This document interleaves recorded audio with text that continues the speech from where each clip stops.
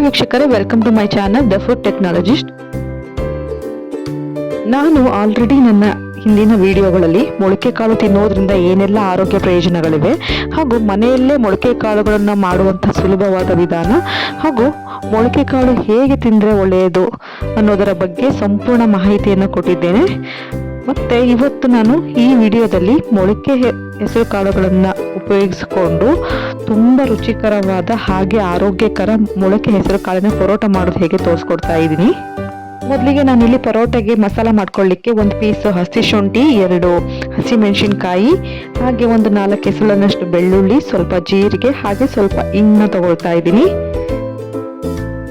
ಈಗ ಇದನ್ನೆಲ್ಲ ನಾನು ಒಂದು ಮಿಕ್ಸಿ ಜಾರ್ಗೆ ಹಾಕೊಂಡು ಒಂದು ಕೋರ್ಸ್ ಆಗಿ ಇದನ್ನ ಮಿಕ್ಸಿ ಮಾಡ್ಕೊಳ್ತಾ ಇದ್ದೀನಿ. ಫೈನ್ ಪೇಸ್ಟ್ ತರ ಆಗಬಾರ್ದು, ಕೋರ್ಸ್ ಆಗಿರ್ಬೇಕು ಈ ರೀತಿ. ಈಗ ಅದೇ ಮಿಕ್ಸಿಯಲ್ಲಿ ನಾನು ಮೊಳಕೆ ಬಂದಿರುವಂತ ಹೆಸರು ಕಾಳನ್ನ ಒಂದು ಬೌಲ್, ಚಿಕ್ಕ ಬೌಲಲ್ಲಿ ತಗೊಳ್ತಾ ಇದ್ದೀನಿ. ಇದನ್ನು ಕೂಡ ನಾನು ಮಿಕ್ಸಿ ಮಾಡ್ಕೊಳ್ತಾ ಇದ್ದೀನಿ. ಇದನ್ನು ಕೂಡ ಕೋರ್ಸ್ ಆಗಿ ರಫ್ ಆಗಿ ನಾವು ಮಿಕ್ಸಿ ಮಾಡ್ಕೊಬೇಕು, ತುಂಬಾ ಪೇಸ್ಟ್ ಆಗಬಾರ್ದು. ನೋಡಿ ಈ ರೀತಿ ಆಗ್ಬೇಕು. ಈಗ ಈ ಮಿಕ್ಸಿ ಮಾಡ್ಕೊಂಡಿರುವಂತ ಹೆಸರು ಕಾಳು ಇದೆಯಲ್ಲ, ಇದನ್ನ ನಾನು ಒಂದು ಬೌಲ್ಗೆ ಟ್ರಾನ್ಸ್ಫರ್ ಮಾಡ್ಕೊಳ್ತಾ ಇದ್ದೀನಿ. ನಂತರ ಇದೇ ಬೌಲ್ಗೆ ನಾನೀಗ ಮಸಾಲ ಮಿಕ್ಸಿ ಮಾಡಿ ಇಟ್ಕೊಂಡಿದ್ನಲ್ಲ ಅದನ್ನು ಕೂಡ ಇವಾಗ ಸೇರಿಸ್ಕೊಳ್ತಾ ಇದ್ದೀನಿ. ನಂತರ ನಾನೀಗ ಇದಕ್ಕೆ ಸಣ್ಣದಾಗಿ ಹೆಚ್ಚಿಟ್ಕೊಂಡಿರುವಂತ ಕೊತ್ತಂಬರಿ ಸೊಪ್ಪನ್ನ ಸೇರಿಸ್ಕೊಳ್ತಾ ಇದ್ದೀನಿ. ಹಾಗೆ ಇದಕ್ಕೆ ನಾನು 2 ಸ್ಪೂನ್ ಆಯಿಲ್ನ ಕೂಡ ಹಾಕೊಳ್ತಾ ಇದ್ದೀನಿ. ಮತ್ತೆ ಒಂದು ಅರ್ಧ ಬೌಲ್ನಷ್ಟು ಚಿಕ್ಕದಾಗಿ ಹೆಚ್ಚಿಟ್ಕೊಂಡಿರುತ್ತೆ ಈರುಳ್ಳಿನೂ ಕೂಡ ಸೇರಿಸ್ಕೊಳ್ತಾ ಇದ್ದೀನಿ. ಮತ್ತೆ 1 ಸ್ಪೂನ್ನಷ್ಟು ಅರಿಶಿನ ಪುಡಿ ಮತ್ತೆ ರುಚಿಗೆ ತಕ್ಕಷ್ಟು ಉಪ್ಪನ್ನ ಸೇರಿಸ್ಕೊಂಡು ಈ ಎಲ್ಲ ಮಿಶ್ರಣವನ್ನು ಚೆನ್ನಾಗಿ ಮಿಕ್ಸ್ ಮಾಡ್ಕೊಳ್ತಾ ಇದ್ದೀನಿ. ನೋಡಿ, ನಾನು ಮೊಳಕೆ ಕಾಳು ತಗೊಂಡಿದ್ನಲ್ಲ ಅದೇ ಸಮ ಪ್ರಮಾಣದ ಬಟ್ಲಲ್ಲಿ ಈಗ ನಾನು 1 ಕಪ್ ಗೋಧಿ ಹಿಟ್ಟನ್ನ ಇದಕ್ಕೆ ಸೇರಿಸ್ಕೊಳ್ತಾ ಇದ್ದೀನಿ. ಇದಕ್ಕೆ ಸ್ವಲ್ಪ ನೀರನ್ನ ಸೇರಿಸ್ಕೊಂಡು ಚೆನ್ನಾಗಿ ಒಂದು ಮೆದುವಾಗಿ ಬರೋ ಥರ ಚಪಾತಿ ಹಿಟ್ಟಿನ ಕನ್ಸಿಸ್ಟೆನ್ಸಿಯಲ್ಲಿ ನಾನು ಇವಾಗ ಇದನ್ನ ಚೆನ್ನಾಗಿ ಈ ರೀತಿ ನಾದ್ಕೊಳ್ತಾ ಇದ್ದೀನಿ.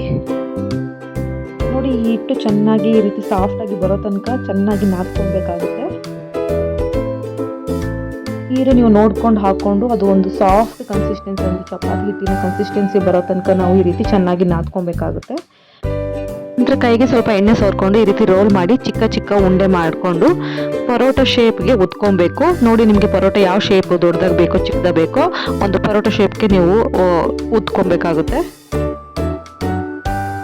ನೋಡಿ, ಈಗ ಹಂಚು ಕಾದಿದೆ. ನಾನೀಗ ಪರೋಟವನ್ನು ಹಾಕೊಳ್ತಾ ಇದ್ದೀನಿ. ನಂತರ ಇದಕ್ಕೆ ನಾನು ಸ್ವಲ್ಪ ತುಪ್ಪವನ್ನು ಸೇರಿಸ್ಕೊತಿದ್ದೀನಿ. ತುಪ್ಪ ಹಾಕೊಳ್ಳೋದ್ರಿಂದ ಪರೋಟ ತುಂಬ ಟೇಸ್ಟಿಯಾಗಿರುತ್ತೆ. ಎರಡೂ ಕಡೆ ಚೆನ್ನಾಗಿ ಗೋಲ್ಡನ್ ಬ್ರೌನ್ ಕಲರ್ ಬರೋ ತನಕ ನಾವು ಚೆನ್ನಾಗಿ ಬೇಯಿಸ್ಕೊಬೇಕಾಗುತ್ತೆ.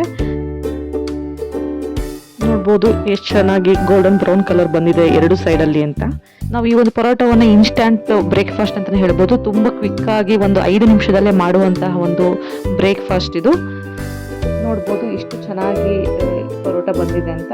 ನೀವು ಇದನ್ನ ರೈತ ಜೊತೆಗೆ ಸರ್ವ್ ಮಾಡ್ಕೋಬಹುದು, ಟೊಮೊಟೊ ಕೆಚಪ್ ಅಥವಾ ಜಸ್ಟ್ ಪರೋಟ ಜೊತೆಗೂ ಕೂಡ ನೀವು ಸೇವಿಸ್ಬೋದು. ತುಂಬ ರುಚಿಯಾಗಿರುತ್ತೆ, ಅಷ್ಟೇ ಆರೋಗ್ಯಕ್ಕೂ ಕೂಡ ಒಳ್ಳೆಯದು ನಿಮಗೆ. So enjoy this healthy and delicious sprouted moong parota with curd. Thank you.